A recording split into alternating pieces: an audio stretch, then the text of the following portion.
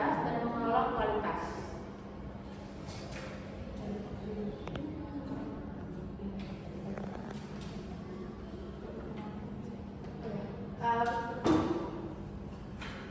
Perkenalkan, nama saya Monica. Nama saya Nadia Roman. Nama saya Muhammad Berkasih. Baik, ini presentasi kami.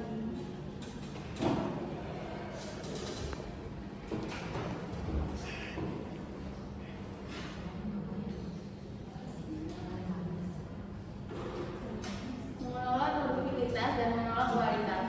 Latar belakang masalahnya yaitu produktivitas kerja karyawan adalah isu penting dalam perusahaan. Kedua, produktivitas mencerminkan efektivitas dan efisiensi tenaga kerja.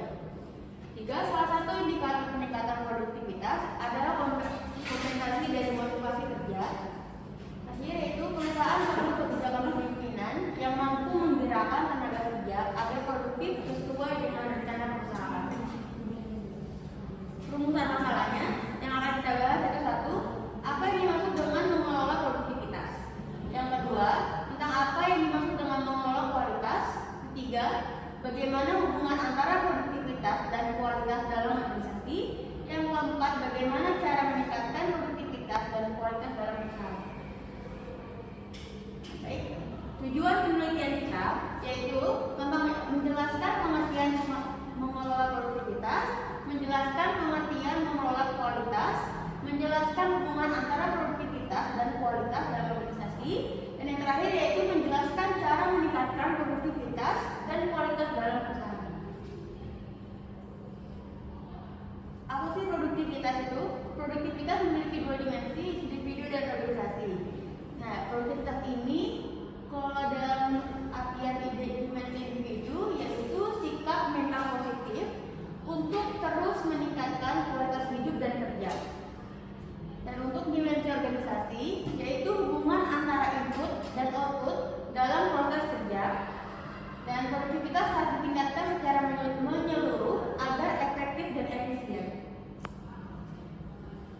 Pengertian mengelola kualitas. Kualitas yaitu tingkat baik buruknya suatu produk atau jasa. Mengelola kualitas yaitu artinya kegiatan untuk memastikan produk atau layanan memenuhi standar yang sudah ditetapkan. Yaitu terdiri dari quality planning, quality control, quality assurance, dan quality improvement. Tujuannya yaitu untuk memastikan konsistensi dan mutu tinggi dalam hasil kerja. Selanjutnya, bukan bahasa saya. Selanjutnya itu definisi produktivitas menurut ahli. Menurut Skirmerhorn di tahun 2011, produktivitas itu perbandingan output dan input, sikap mental untuk peningkatan berkelanjutan.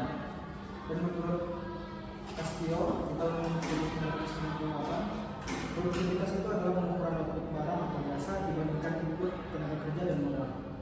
Dan menurut Simanjuntak di tahun 1985, produktivitas yaitu hasil kerja dibandingkan sumber daya yang digunakan dalam waktu tertentu. Selanjutnya, faktor yang mempengaruhi produktivitas.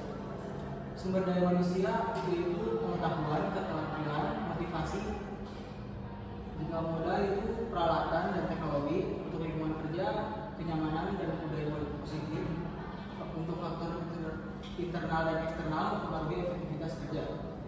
Strategi peningkatan produktivitas itu penataan ruang kerja dan waktu, pelatihan keterampilan karyawan, penggunaan teknologi otomatis, dan komunikasi dan evaluasi kinerja, pemberian intensif, dan work-life balance. Komponen pengelolaan produktivitas itu perencanaan dan penetapan tujuan, pengelolaan waktu dan penghilang distraksi, lingkungan kerja yang mendukung, penggunaan alat atau teknologi tepat, motivasi keterampilan dan umpan balik.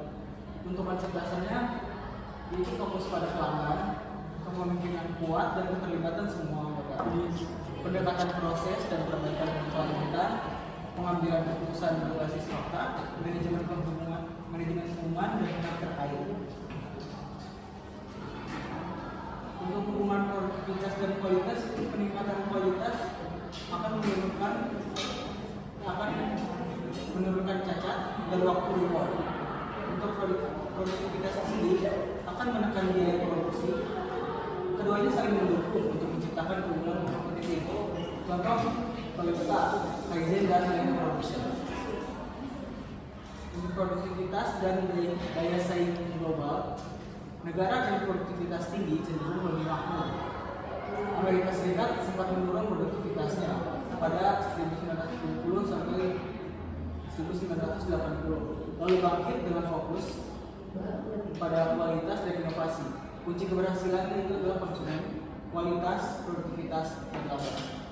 Untuk mengukur produktivitas, fokus pada hasil tahunan barang dan jasa terhadap jumlah tenaga kerja. Indikator utama produktivitas nasional, rumusnya itu produktivitas tenaga kerja, produk domestik bruto atau jumlah total kerja.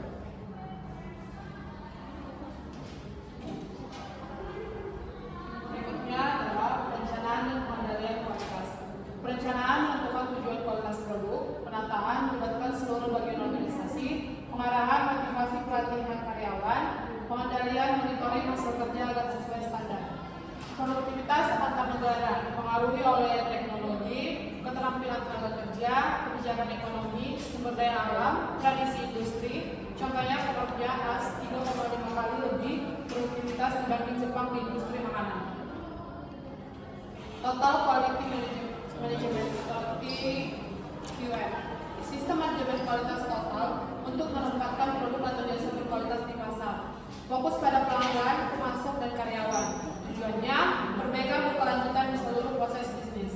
Alat-alat TQM, analisis nilai tambah, kendali proses produksi statistik, pengamatan kualitas atau biaya, tim perbaikan kualitas, benchmarking, pendekatan pelanggan. Rekayasa ulang proses atau bisnis proses regraining.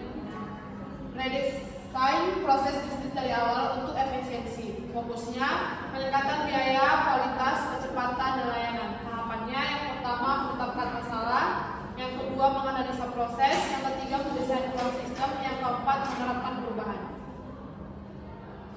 Kualitas di sektor jasa. 5 kriteria kualitas jasa. Yang pertama reliability, yaitu layanan sesuai janji, responsif, cepat tanggap, assurance, kepercayaan dan sopan santun, empati, perhatian pribadi, checklist, penampilan profesional dan fasilitas menarik. Kesimpulan, yang pertama, kualitas berperan penting dalam keberhasilan produk di pasar. Yang kedua, TQM melibatkan seluruh elemen perusahaan untuk berhasil berkualitas. Ketiga, sertifikat ISO menjadi bukti standar kualitas internasional. Yang keempat, produktivitas dan kualitas